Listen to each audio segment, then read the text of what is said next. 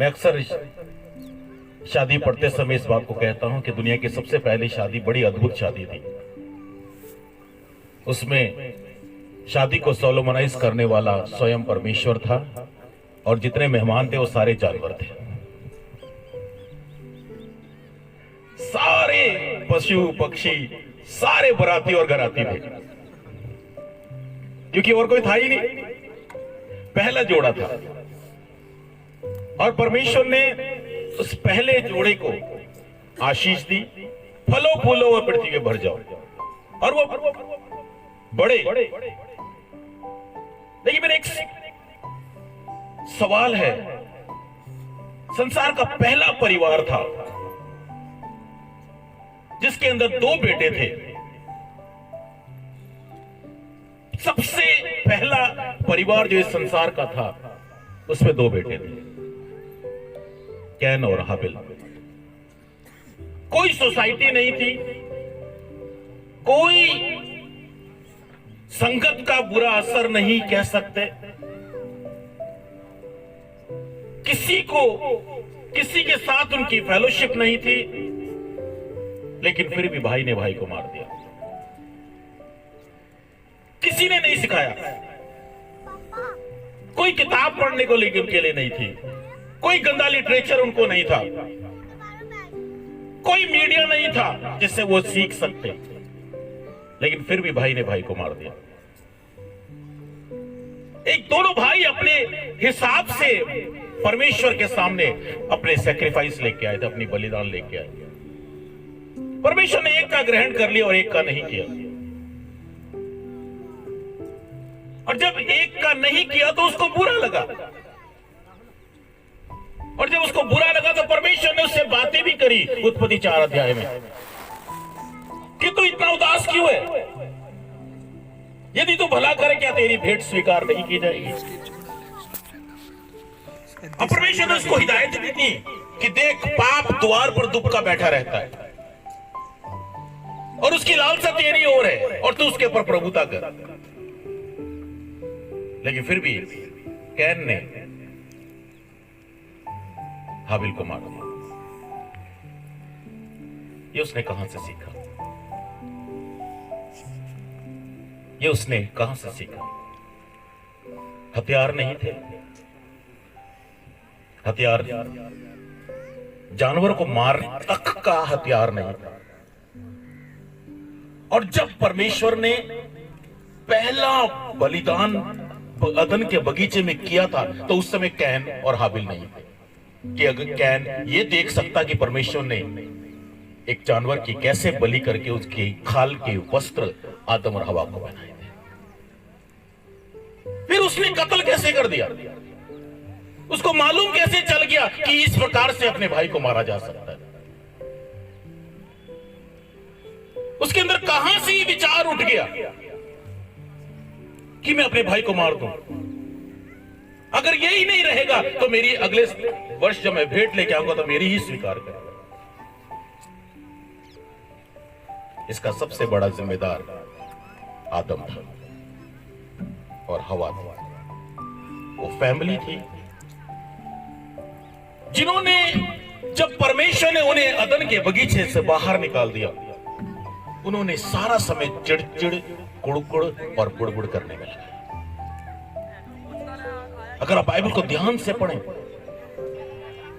Can ने हाबिल को मार दिया। हाबिल के बाद एक और बेटा हुआ, उसका नाम उन्होंने शेत रखा।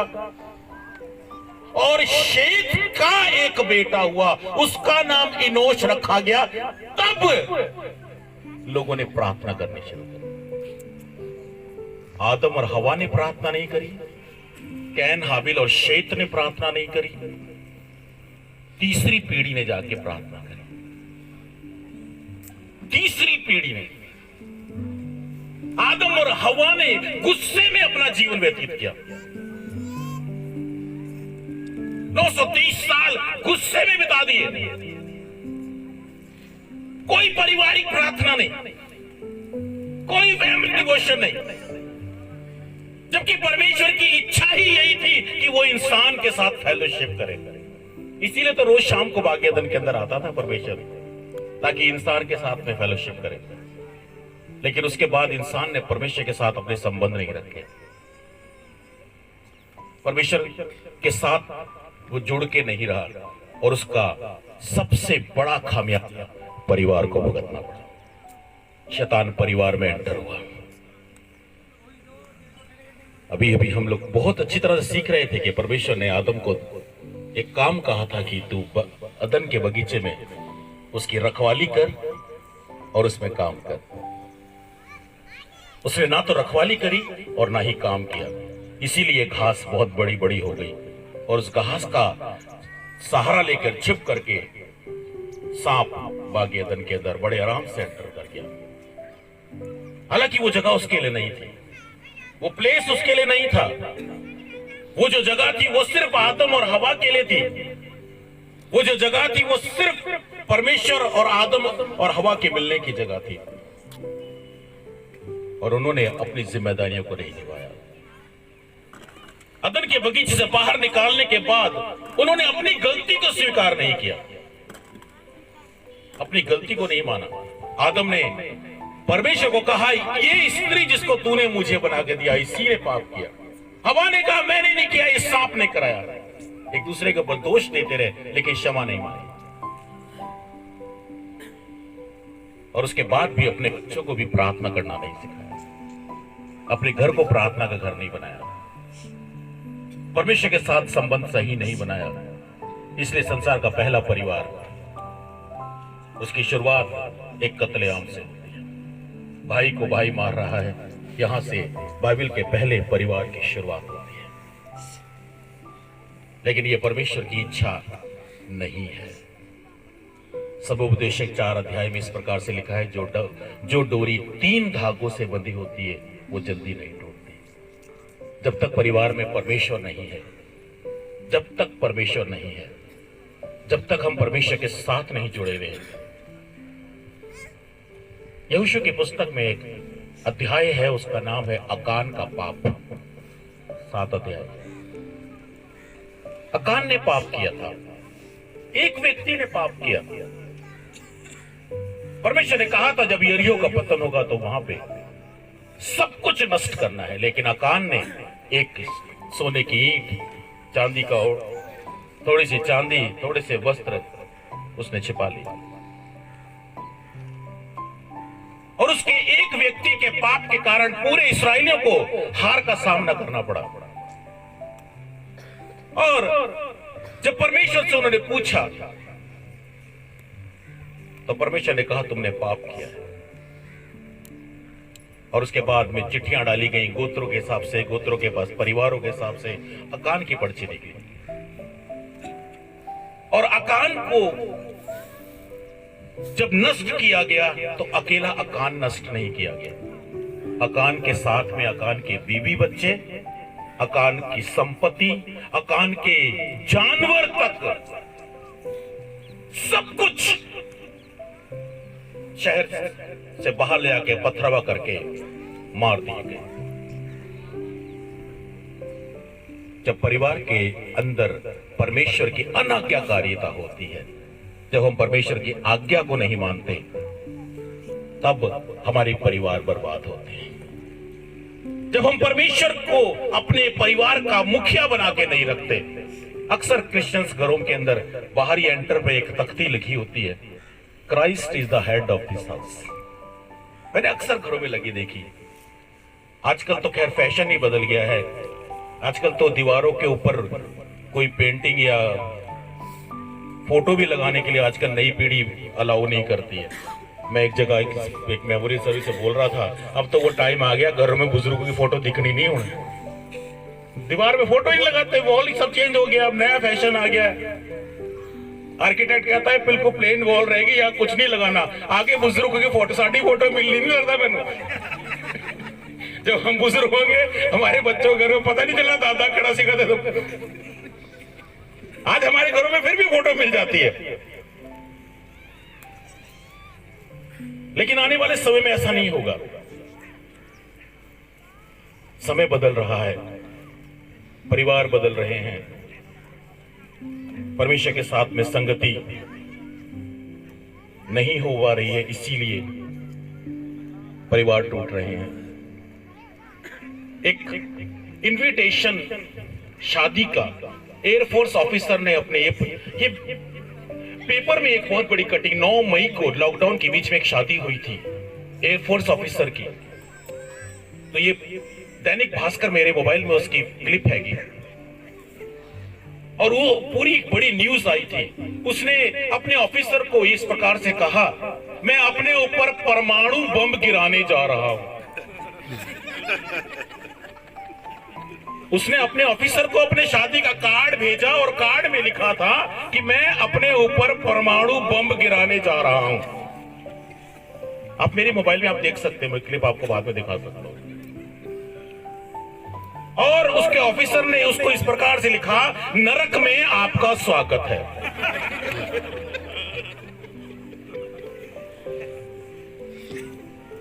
अभी कुछ दिन पहले मैं चर्च में एक शादी पढ़ रहा था, हमारे ऊपर चर्च में काम चल रहा था। मैं ऊपर गया तो मिस्त्री ने मुझे पूछा, पास्टर जी नीचे क्या हो रहा है? मैंने कहा किसी की शादी हो रही। कहता अच्छा आज एक और बर्बादी हो रही है।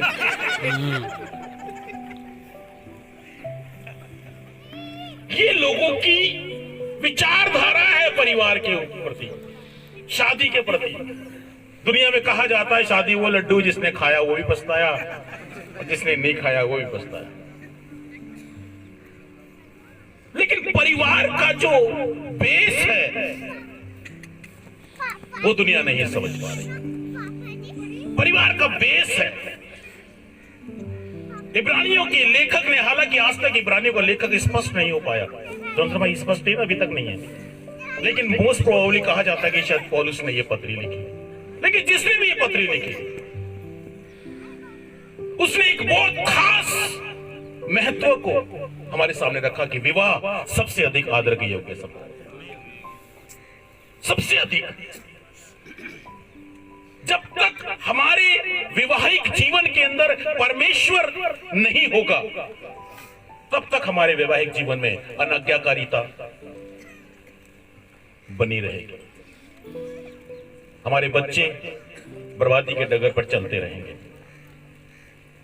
आज हम एक ऐसे जीवन में जी रहे हैं, ऐसी टेक्नोलॉजी के वाले समय में जी रहे हैं, पत्नी को पति के मोबाइल का पैटर्न या कोड नंबर नहीं पता, उसके सोते हुए उसका अंगूठा लगा के मोबाइल खोलनी पड़ते हैं। और ये सत्य कह रहा हूं, मैंने बहुत घरों में ऐसे देखा। आज मोबाइल ऐसी दूरी बन चुकी है, एक घर के अंदर रहते हुए भी आपस में एक नहीं है, दूर है। मैं एक परिवार में गया और मैंने परिवार के अंदर, यकीन मानिए मैं 5 मिनट वहां बैठा रहा। पति अपने मोबाइल पे कुछ देख रहा है, पत्नी अपने मोबाइल पे, बेटा अपने मोबाइल पे, बेटी अपने मोबाइल पे। उनको यही नहीं पता चला कि कोई हमारे घर में आके बैठ गया। और 5 मिनट के बाद मैंने उनसे पूछा, मैं तुम्हारी एलईडी उतार के ले जाऊं क्या?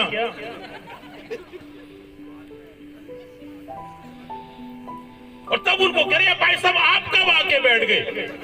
मैंने कहा ये 5 मिनट में मैं तुम्हारे सारे घर के सामान उठा सकता था। ऐसा ही हो रहा है, शैतान इसीलिए घरों के अंदर एंटर कर रहा है क्योंकि हमारा सारा जो समय है, हमारा ज्यादा से ज्यादा समय हमारा इसी यंत्र के ऊपर बीत रहा है जिसके लिए कहा गया था दुनिया हमारी मुट्ठी में। आज परिवार परमेश्वर के साथ में नहीं है। समस्याएं क्यों है परिवारों के अंदर? क्योंकि परमेश्वर के साथ में संबंध नहीं है। घरों में वो जो तख्ती लगी होती है, Christ is the head of this house, आज क्राइस्ट हेड नहीं हो रहा है। उसके ऊपर 3-4 लाइनें लिखी होती है, Christ is the head of this house, the unseen guest, he who present at every meal. एक अदृश्य मेहमान जो हर खाने पर हमारे साथ उपस्थित है। A silent listener, he who listen our every conversation। शायद इस लाइन को हमने महत्व नहीं दिया।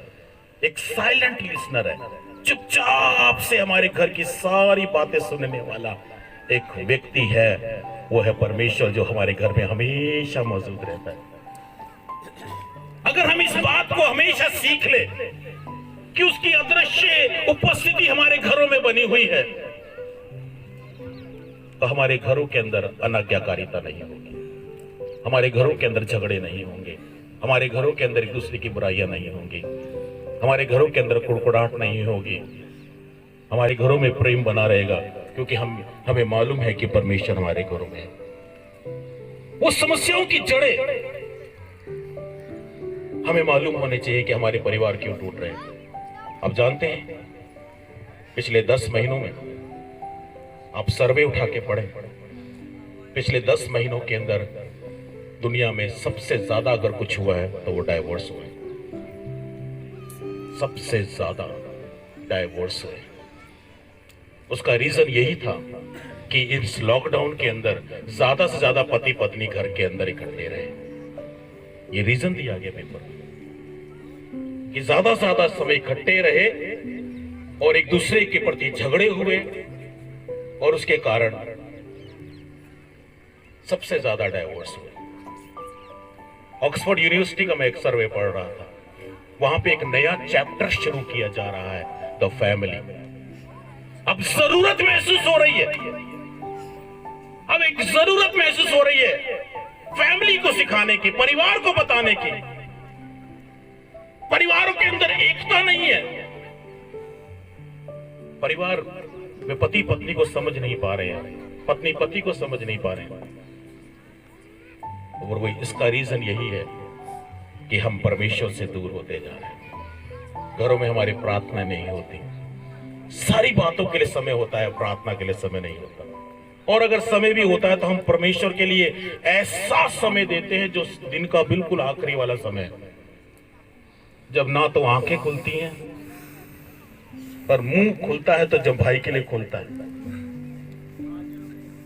वो बेकार जो समय, जो सबसे लास्ट का समय है, हम वो प्रार्थना के लिए रखते हैं। और कई बार तो परिवार में, मैंने कई परिवार में देखा, मैं आपकी बात नहीं कर रहा, आप तो बहुत अच्छे लोग, आप तो बहुत अच्छे लोग। परिवार के अगर 4 सदस्य प्रार्थना कर रहे हैं, 1-2 तो सो ही जाते हैं, क्योंकि वो टाइम ही हमने वो चुना हुआ है, आखिरी वाला टाइम। परमेश्वर को बेस्ट देना सीखें, परमेश्वर के साथ अपने संबंधों को हम सही करें। अगर हम अपने परिवारों को आशीषित बनाना चाहते हैं, अगर हम परिवारों के अंदर से समस्याओं को हटाना चाहते हैं, तो हमें मालूम होना चाहिए कि परिवार में समस्याएं कहां से आ रही हैं। हमें मालूम होना चाहिए कि हमारे घर का हमने कैसा माहौल बना रखा है। आदम और हवा ने अपने घर के माहौल को बिगाड़ दिया था, उन्होंने अपने घर के माहौल को, उन बातों को भूल गए, वो बीते समय को, बिताए हुए समय को भूल गए कि कैसे परमेश्वर उनके साथ में आकर के बातें किया करता था। उन्होंने सिर्फ एक ही बात को मुद्दा बना के रखा कि परमेश्वर ने हमें अदन के बाग से बाहर निकाल दिया, अब मेहनत करनी पड़ती है, अब हमें बहुत कुछ करना पड़ता है। वो कुड़कुड़ाने और बुड़बुड़ाने में अपने समय को व्यतीत करने लगे। बच्चों ने बचपन से वही सीखा। कहा जाता दुनिया में सबसे बड़ी टीचर जो है वो भी बच्चे की एक माँ है, सबसे बड़ी टीचर और सबसे पहली टीचर। ये जो पेरेंट्स है, हम अपने बच्चों को क्या सिखा रहे हैं, हम अपने बच्चों के जीवन में क्या भर रहे हैं, हम अपने बच्चों के जीवन में कौन सी बुनियाद डाल रहे हैं। अगर हम चाहते हैं कि हमारे परिवार सफल हों, यकीनन ये बुक आपके लिए बहुत लाभदायक होगी, लेकिन उससे पहले भी आपको और मुझे अपने संबंधों को परमेश्वर के साथ में जोड़ना होगा।